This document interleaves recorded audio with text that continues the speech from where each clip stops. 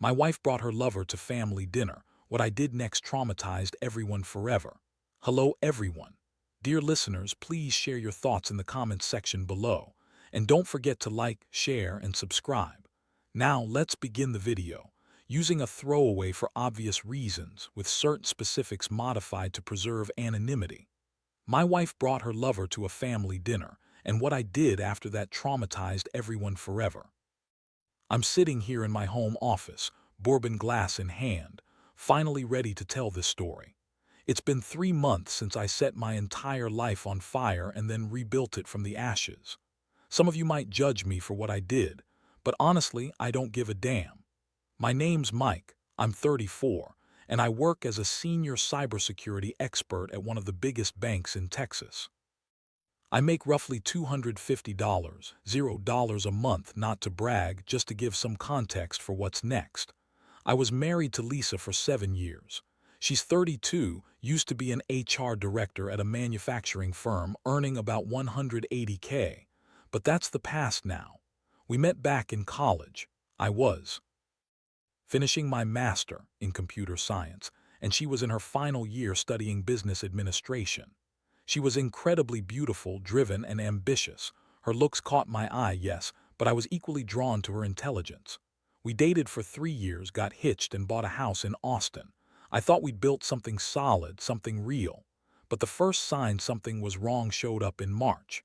Lisa suddenly started getting into Pilates, more than just staying active.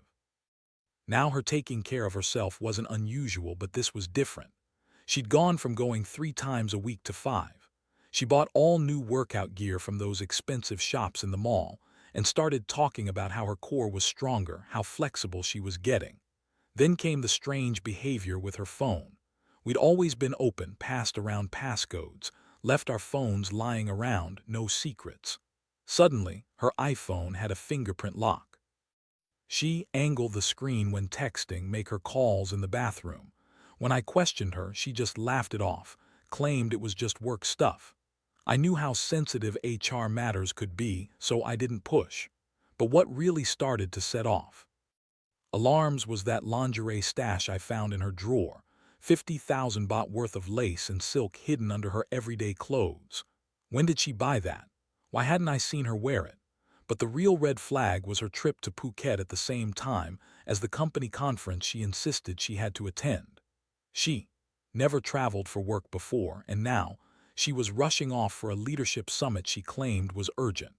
She packed enough clothes for a fashion show, including that lingerie.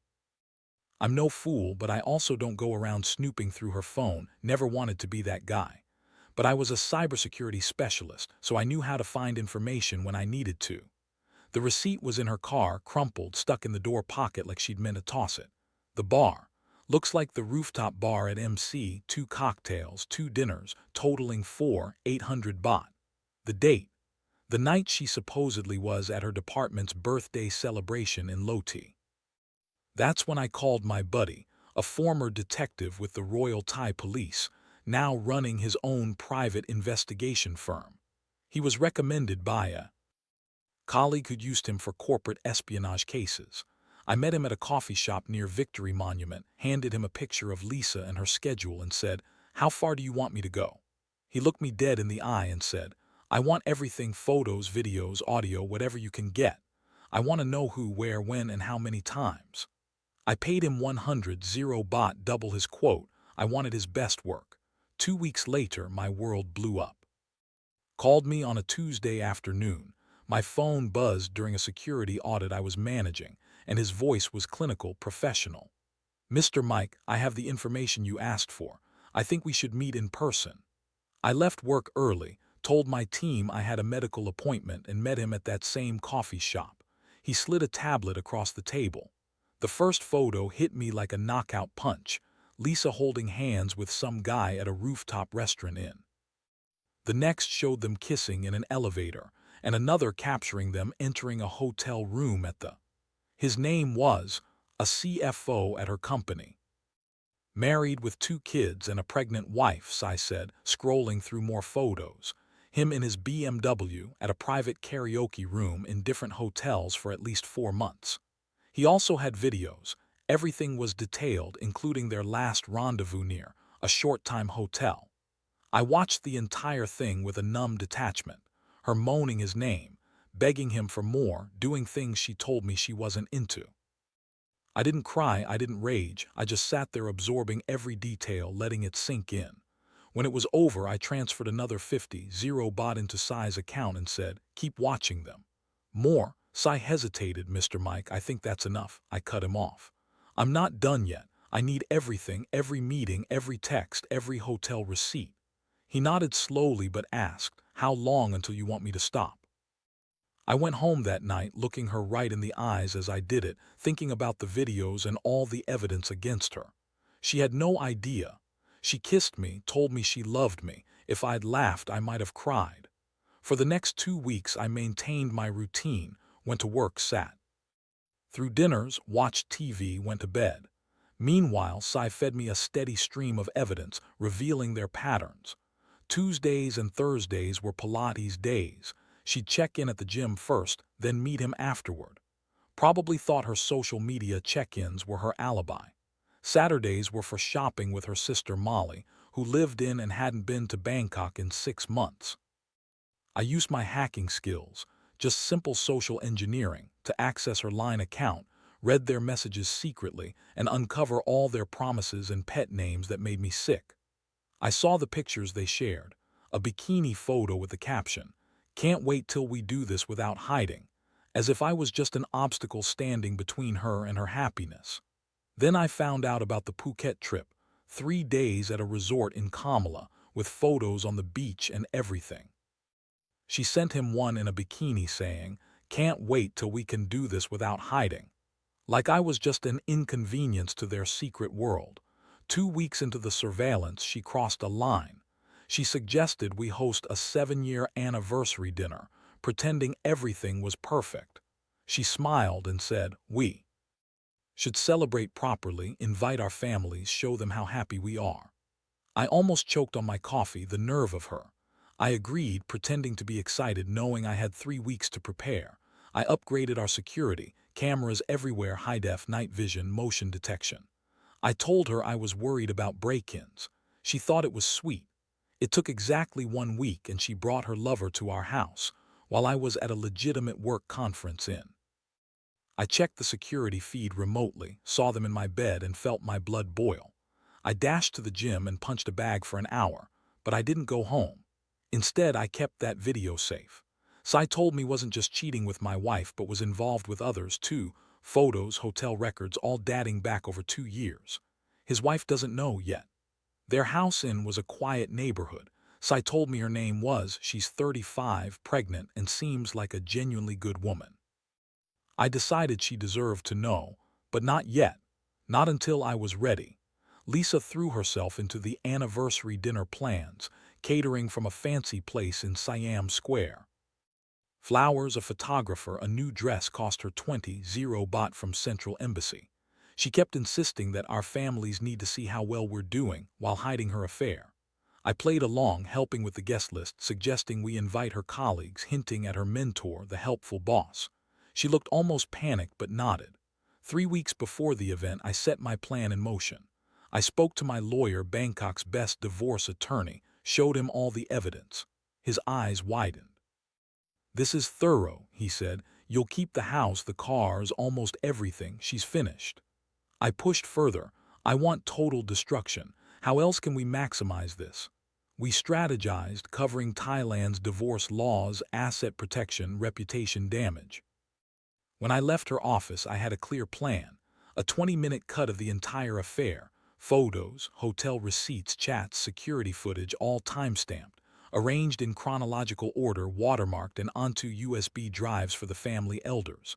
My younger brother noticed something strange during our weekly football match. "Mike, what's going on? You're different, more guarded, almost at war with someone." I told him it was just work stress, but he wasn't convinced. I knew I'd have to tell him soon. 3 days before the dinner, I confirmed, and his wife would be attending. Lisa was anxious, saying she wanted everything to look perfect. I reassured her we'd take care of everything. And that night, she initiated intimacy, probably out of guilt or maybe to check if I was still handling her properly. Regardless, I made it memorable. The night before, I couldn't sleep, not from nerves but from anticipation. Everything was ready, evidence, the video cued on the smart TV, the lawyer on standby. Lisa slept peacefully, murmuring in her dreams. I watched her in the dark, feeling nothing but cold emptiness. Tomorrow her world would come crashing down and I would be the one to do it. Saturday arrived perfect and clear.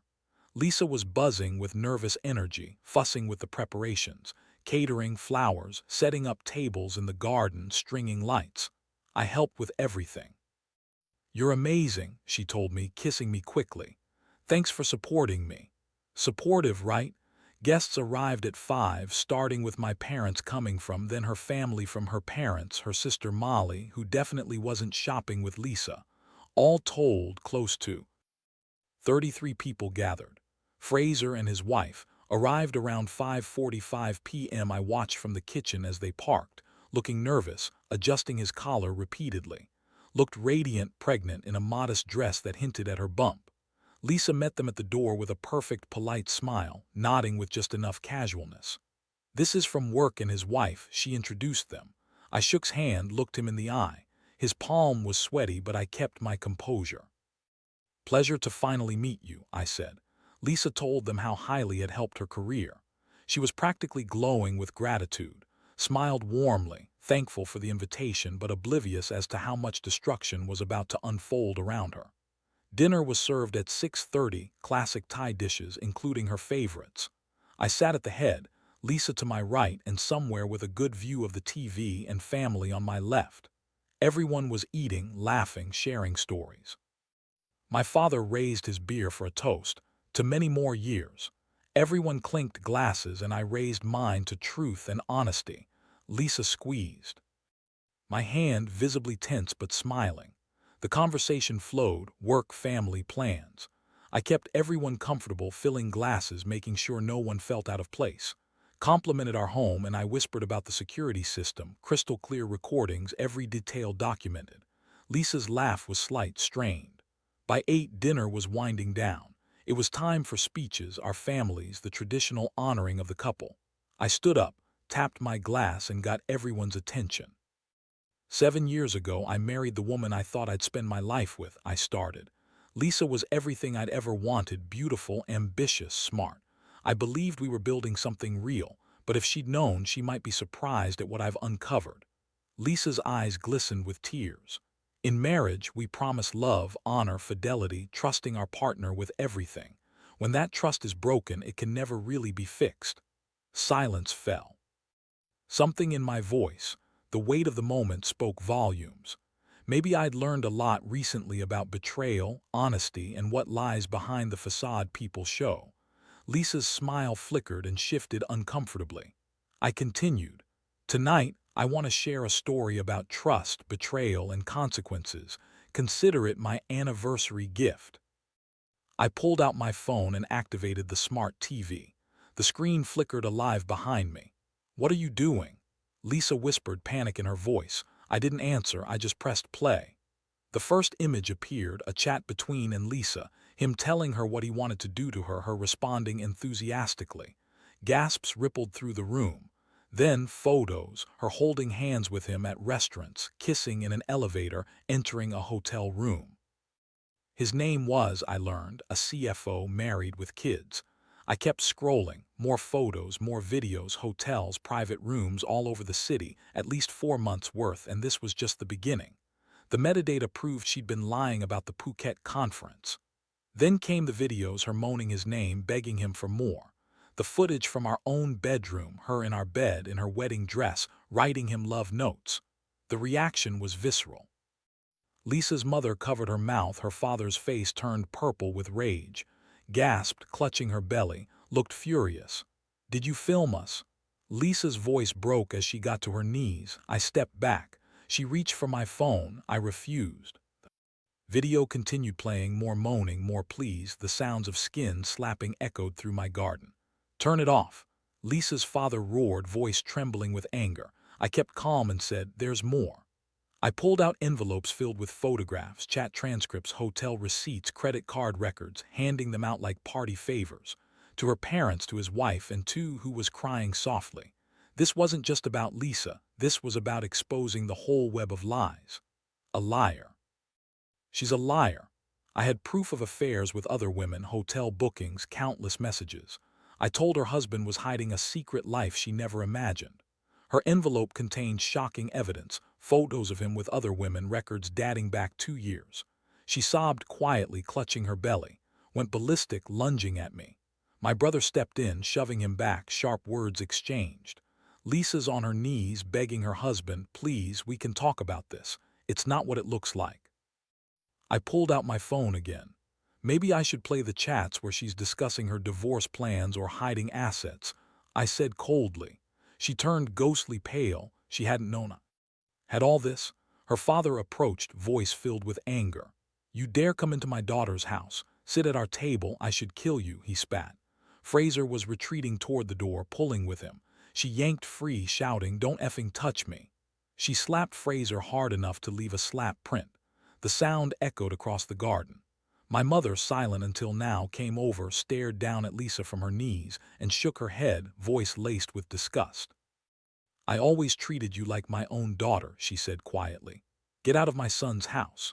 The exodus began, sped off in his car, refused to go, and my brother offered to drive her home. Lisa's family left in shame, her father dragging her toward their car, her mascara streaked and tearful. Within 20 minutes, only my immediate family remained. The caterers vanished during the chaos. I poured myself a drink, sat alone in the empty garden, and asked my father, how long have you known? 6 weeks, he replied. And you waited. I needed everyone to see she was planning to destroy me just like she was destroying herself. He nodded slowly. What now? Now I take everything else, I said. A week later, the fallout was brutal and swift. Lisa tried to come home that night, but I changed the locks. She called me 47 times, leaving desperate, angry voicemails I ignored. Monday morning, the best divorce lawyer in town filed the papers. The evidence was damning. In Thailand, adultery is grounds for fault-based divorce. With what I had, she wouldn't see a penny, but I wasn't finished. By Tuesday, I sent everything, screenshots, videos, chat logs to the company board. The CEO, HR head, everyone. A detailed letter explained how their CFO and HR director had been having an inappropriate relationship on company time, using company resources. They suspended and Lisa pending investigation. Fraser showed up at my office. Security had to escort him out. His wife kicked him out too, and she took every asset she could, house, cars, full custody of the kids, the one on the way included. Thai courts don't look kindly on cheating husbands with pregnant wives. She moved in with her parents, but only for 2 days.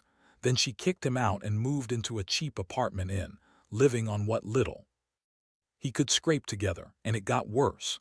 Their investigation uncovered not just adultery but financial crimes, had been cooking the books, coursing female employees into affairs, threatening.